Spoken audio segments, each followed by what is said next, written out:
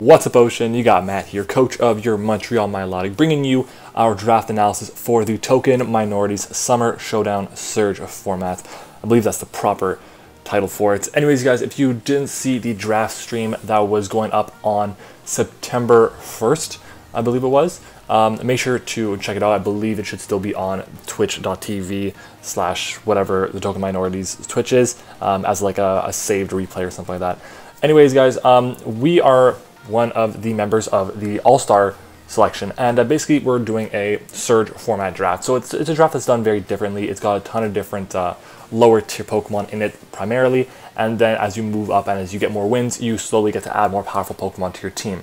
So the way the draft works is we have a 50-point budget to start. We have to select between 6 and 8 Pokemon, and from those picks we have to, well, fill up obviously our draft, and then we play one battle. Whether we win or lose that battle, we're still in for next week. It just decides if we go to the winner's bracket or the loser's bracket, and if we go to the winner's bracket, then we have a chance for the grand prize. If we go to the loser's bracket and we win out from then on, then we still have a chance to get a pretty decent prize as well. But I'm not in it for the prizes. I'm just in it because it's gonna be a lot of fun. It's a very interesting new format, and I love playing draft leagues, so why not bring it to you guys?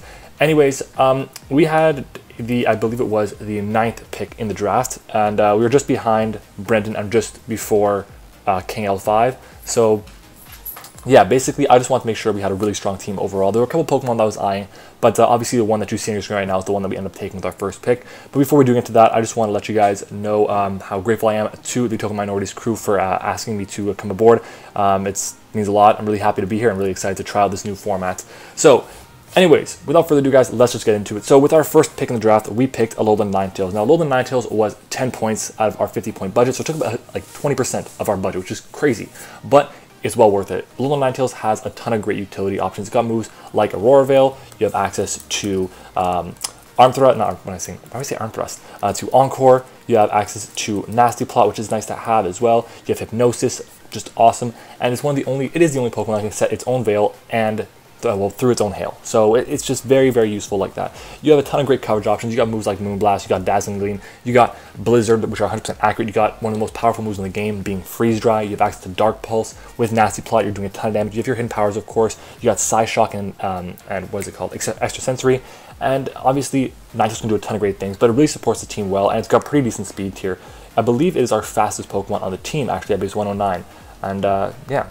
Moving on though to our next pick, I really wanted this Pokemon once I knew that Primarina wasn't getting to me. It actually got taken before I took Ninetales. That was my first choice. I wanted Primarina, but it didn't work out that way. So instead I ended up grabbing another water type, and that is Sharpedo. Now Sharpedo is insanely strong, guys. It really is. It has a ton of great things going for it. Number one, most notably, is Speed Boost. Speed Boost obviously boosts the speed of the Pokemon by 1 stage at the end of each turn, and that's really useful for a Pokemon with only 95 base speed, and it just allows me to just go for game really easily. With 120 attack and 95 special attack, we're strong enough on both sides to be able to do a ton of wall breaking potential and also sweep late game once the time is right. Basically, this is a Pokemon I feel like I can have, just like Ninetales, early and late into the tournaments, and obviously I do want to go as far as possible, so having strong Pokemon early and late is obviously the way to go if you want to go all the way and win this thing. So Sharpedo has really good offensive moves. You get access to your Stab Crunches, you got Waterfall, you got Priority and Aqua Jet, you have moves like Earthquake and Poison Jab. Do you get Iron Head? No, you don't, but you do get Psychic Fangs, you do get the Ice Fang, I believe you get the Thunder Fang? Nope, or Fire Fang? No. Yeah, you don't get Thunder or Fire Fang, but you do get other really cool moves. Liquidation obviously is really good now. It has a bit more power than Waterfall, I believe. But yeah, overall, it's just a really good Pokemon. It's a fast taunter. It has a ton of really good options to it. And if ever I find myself being resisted, well, anything resisting things, I can just run Return and I can be good to go. Anyways, Sharpedo is really strong, but of course it's really frail, so I want to have a lot of good defensive Pokemon, and it also needed hazard supports, so I really want to find something that could help me out a lot with that. But before we do that, I decided actually Sharpedo was going to be my Z-move user, and the reason I did that was because obviously I don't want to run Life Orb on this thing every week, because if I do, then it'll start chipping down at it to where Priority can kill it, versus a Z-move like, I don't know, Z Liquidation or Z Crunch or Z, I don't know, Psychic Fangs, whatever it is. It'll just do so much damage, and then really then the fact that I've chipped things down throughout the course of the battle will allow Sharpedo to clean up, and that seems just a nuke that I can have. Moving on though to our next pick, I actually picked up Palossand here, and Palossand is a really good Pokemon in the tier. It was only 5 points, which is crazy. It's awesome. It's just really good. It's got 85 HP, 110 defense, and 75 special defense, which doesn't seem that crazy. But with Ghost and ground typing, with access to moves like Shore Up, which is just recovery, access to Stealth Rock, access to a ton of great options like Stab, Earth Power, and Shadow Ball. You get Giga Drain, I believe. You have access to Psychic. Obviously, Destiny Bond is really cool as well. But it's just one of the best. It's one of the best walls that are ground types in this lower tier, and it's really cool because there's a lot of really strong rock types running around. I believe the first 2 picks were like, well, in my division at least, there was Aerodactyl and Lycanroc Dusk, which heads up we play the first week. So yeah, I just think Palossand is one of the strongest available ground types there. I did reach for it a little bit. I should have probably taken a few Pokemon before it, but it's okay, and I'm happy I got it because it is a really strong Pokemon. So yeah, obviously Water Compaction is a really good ability if you can manage to get it off against the lower tier water type, I guess. But I mean, who knows? I think I'm really excited to see what we can do with Palossand. That's basically it. Moving on though to our 4th pick, I decided to grab Rotom Mow. And the reason I went with Rotom Mow is because I was still having a bit of problems with electric types and also ground types. None of the Pokemon on my team resisted any ground type moves, and I wanted to have something that had an immunity because ground is again a really powerful typing. Rotom Mow gives me that immunity to ground type moves with the Levitate ability. It also is a Rotom, so it's extremely diverse in what it can do in terms of its defenses and in terms of what it can do in terms of its special attacking stat. It's got pretty good coverage with electric moves and Leaf Storm, of course, like Dark Pulse, Shadow Ball, that kind of stuff. You also have moves like Thunder Wave, Defog, Will-O-Wisp, and Toxic. You have a ton of really good support options. Foul Play is really nice to have as well, and obviously Dual Screens are just phenomenal to use. It gets priority in Sucker Punch, which I hope to take advantage of at least once this season.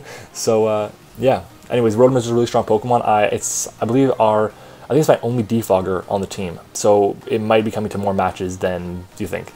Moving on though to our 5th pick, this is also Pokemon I knew I wanted to get from the jump because of all the fast rock types going around. That is Girder. Girder is obviously insanely powerful at what it does. It was, I believe, a 4 or 5 point Pokemon, one of the two, and basically it is always going to be running the Eviolites, maybe a Flame Orb because of Guts, I don't know, but Girder is so incredibly strong. Its stats don't look crazy, but when you do give it that Eviolite, its bulk at 85 HP, 85 defense, and 50 special defense really take it to another level, and it's a really good wall in the format. It also can set up with bulk up, so you just get even stronger, and then you can recover back health with the Drain Punch, of course.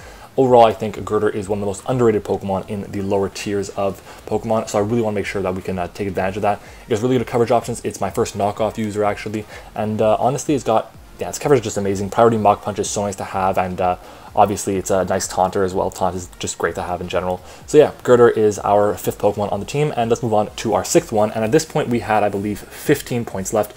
And I knew what I wanted in my last pick. I was saving that for the very end, but I want to pick up Delphox right now, mostly because of the typing. Fire and Psychic is something I didn't have before, and that just really helps the team out a lot, mostly because of weaknesses. My team does struggle a little bit with grass types, and that's especially if it's a Ninetales goes down, and if maybe something bulky enough to take some Sharpedo, maybe like a Tangela is a bit of a problem for me. So Delphox can come in, click fire moves, and just obliterate things, and that's what I'm really excited for. It's also got a really good Calm Mindset. Calm Mindset's obviously one of the best moves in the format, being able to, the best moves in the game, being able to raise your special defense and your special attack by 1 stage, and then just fire off powerful moves. You also get moves like Wish. You get obviously your Energy Ball. You get Solar Beam as well, I believe. No, you don't get Energy Ball. You get Grass Knot. My bad. But you get obviously really powerful moves on your Fire and your Psychic side, and Shadow Ball is just really good coverage as well.